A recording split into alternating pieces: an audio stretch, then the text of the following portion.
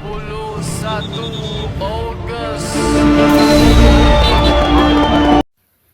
ማሌዥያ በደቡብ ምስራቅ እስያ እምብርት ላይ የምትገኝ የጥንታዊ ስልጣኔዎችና የዘመናዊ ግስጋሴዎች መገናኛ ድልድይ የሆነች ሀገር ናት።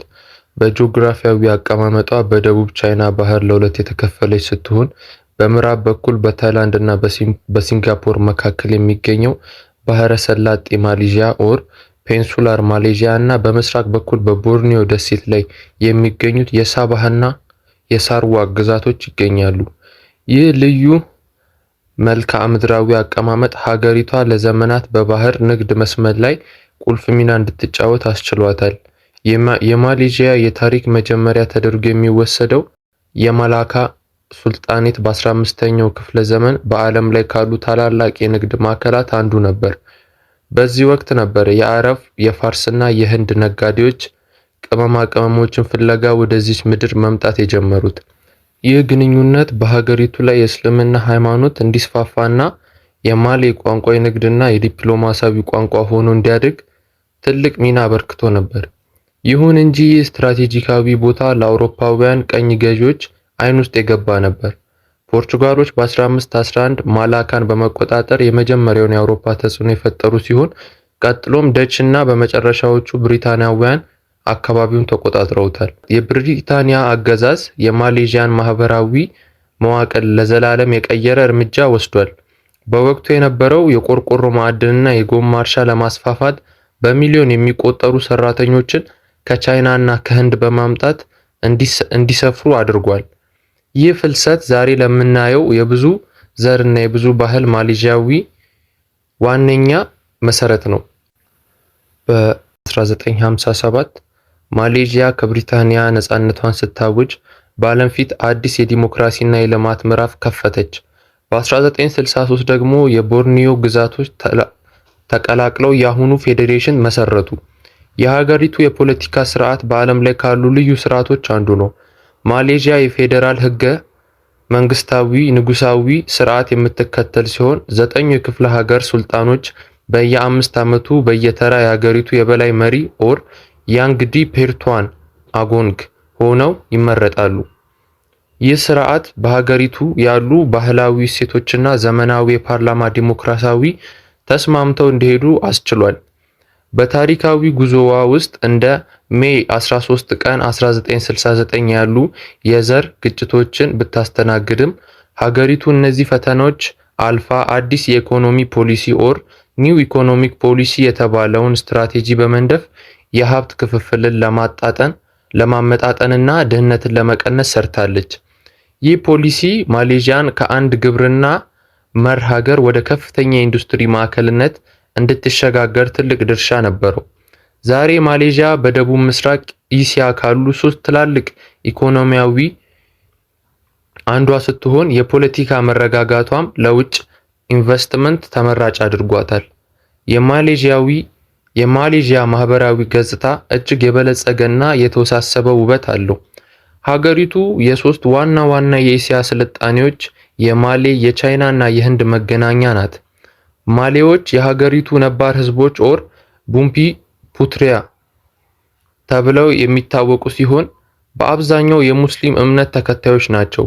የቻይና ተወላጆች በንግድና በኢንዱስትሪ ዘርፍ ባላቸው ከፍተኛ ተሳትፎ የሚታወቁ ሲሆን፣ የህንድ ተወላጆች ደግሞ በሙያዊ ስርዓቶች እና በባህል ህይወት ትልቅ አሻራ አላቸው።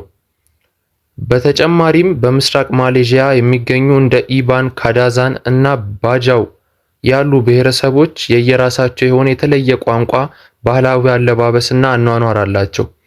ይህ ሁሉ ብዝሃነት ማሌዥያ ትሩሊ ኤሽያ የሚለው መሪ ቃል ስር ተሰብስቦ ይገኛል። በሀገሪቱ ውስጥ ሃይማኖታዊ ነፃነት የተከበረ ቢሆንም እስልምና የመንግስት ሃይማኖታዊ ነው። በመሆኑም የመስጊዶች ድምፅ፣ የሂንዱ ቤተ መቅደሶች ደውል እና የቡዲስም ገዳማት ጸጥታ ጎን ለጎን ተከባብረው የሚኖሩበት ድባብ በሁሉም ከተሞች ይታያል። ይህ መቻቻል ለሀገሪቱ ሰላምና እድገት ዋነኛ የጀርባ አጥንት ሆኖ ያገለግላል። የኢኮኖሚ ግስጋሴውን ስንመለከት ማሌዥያ እውነተኛ የእስያ ነበር ተብላ ለመጠራት የምትችል ሀገር ናት። በ1970ዎቹ እና 80ዎቹ ውስጥ ሀገሪቱ ከፍተኛ የኢንዱስትሪ ልውውጥ በማድረግ የኤሌክትሮኒክስ ውጤቶች፣ የኮምፒውተር መለዋወጫዎች እና የሲሚ ኮንዳክተር ምርት ማዕከል ሆናለች። በተለይም በፔናንግ ደሴት የሚገኘው የቴክኖሎጂ ቀጠና የምስራቁ ሲሊከን ቫሊ ተብሎ ይጠራል። የሀገሪቱ ብሔራዊ የነዳጅ ኩባንያ የሆነው ፔትሮናስ በዓለም አቀፍ ደረጃ ተጽዕኖ ፈጣሪ ሲሆን በኩዋላ ላምፑር ከተማ ውስጥ የሚገኙት የፔትሮናስ መንታ ህንፃዎችን ይህንን የኢኮኖሚ ልዕልና የሚያሳዩ ዓለም አቀፍ ምልክቶች ናቸው። ማሌዥያ በዓለም ላይ ካሉ ቀዳሚ የዘንባባ ዘይት ፓልም ኦይል አምራቾች አንዷ ስትሆን ይህም በግብርናው ዘርፍ ያለውን ጥንካሬ ያሳያል። ይሁን እንጂ ሀገሪቱ አሁን ላይ ትኩረቷን ወደ ከፍተኛ ቴክኖሎጂ፣ ዲጂታል ኢኮኖሚ እና ሰው ሰራሽ አስተውሎ ኤአይ በማዞር ላይ ትገኛለች። የትምህርት ጥራትና የመሰረተ ልማት ዝርጋታ ለዚህ ስኬት ከፍተኛ ሚና ተጫውተዋል። ዘመናዊ አውራ ጎዳናዎች፣ ፈጣን ባቡሮችና ዘመናዊ ወደቦች ማሌዥያን ከዓለም አቀፍ የንግድ ሰንሰለት ጋር አጥብቀው አጋጥመውታል። በመጨረሻም የማሌዥያ የተፈጥሮ ሀብትና የቱሪዝም መስህብ ሀገሪቱ በዓለም ዙሪያ ተወዳጅ ያደርጋታል። ማሌዥያ ከ130 ሚሊዮን ዓመታት በላይ ዕድሜ ያላቸውና እጅግ የበለጸገ ብዝሃ ሕይወት የያዙ የዝናብ ደኖች ባለቤት ናት።